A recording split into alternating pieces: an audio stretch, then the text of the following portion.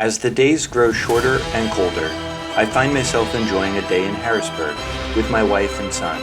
I still try to get out metal detecting as often as I can, but soon the frozen ground will hold on tightly to the relics it's been hiding. For those of you who enjoy what I do, don't worry. I have enough stories for the winter, even if new ones aren't coming out of the ground for a short while. And as you will see, even if I can't metal detect, I'm always thinking about it, researching and planning. This day was no exception. On this day in Harrisburg, we first find ourselves at the Susquehanna Art Museum. Here's my son enjoying some of the art and posing at the same time. This was the first time we were at this museum. I'm sure we will be back when the exhibits change. The museum is now in what was once a bank, and thus this vault that is proudly on display, looking as shiny as the day it was installed. I'm taken in by its beauty, by its crisp, clean lines and oversized features. I can't help but wonder how much money has been protected by this door. At the time this bank was in operation, this vault would have housed the type of silver coins that make our day when found detecting. Hundreds, maybe thousands of these coins would have been housed here. Barbers, Mercuries, walking liberties. And so I'm left to enjoy the metal that remains.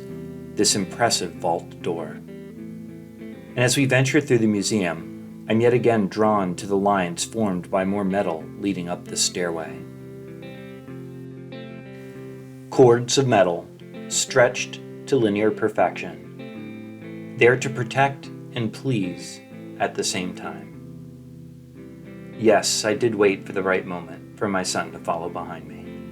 Here is a makeshift repair of a bank heist gone wrong in the 1940s. The bullet is still lodged in the marble floor. A short walk down the street, we are off to the Midtown Scholar, its books proudly on display welcoming us inside. My family enjoys coming to this store. I stop to enjoy what's around me. The books, this bell, which no one seems to know why it was there, and just the building itself. All taken in just before grabbing something from the coffee bar. I'm eager to head to the section of the store I like the best. As I sip on my beverage, I make my way down a few steps. This is where I get inspiration, ideas, and maybe some stories for metal detecting. Pennsylvania history is usually my first stop. Some were tucked in these shelves as a lead, a map, a letter, a story. Somewhere in here is my inspiration to my next hot spot.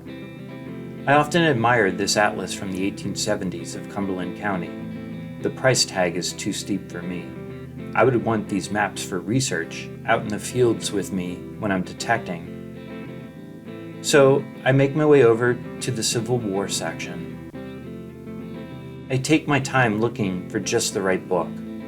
I'm looking for a map or letter home from a soldier that will point me to a location I hadn't thought of before. No one has thought of before.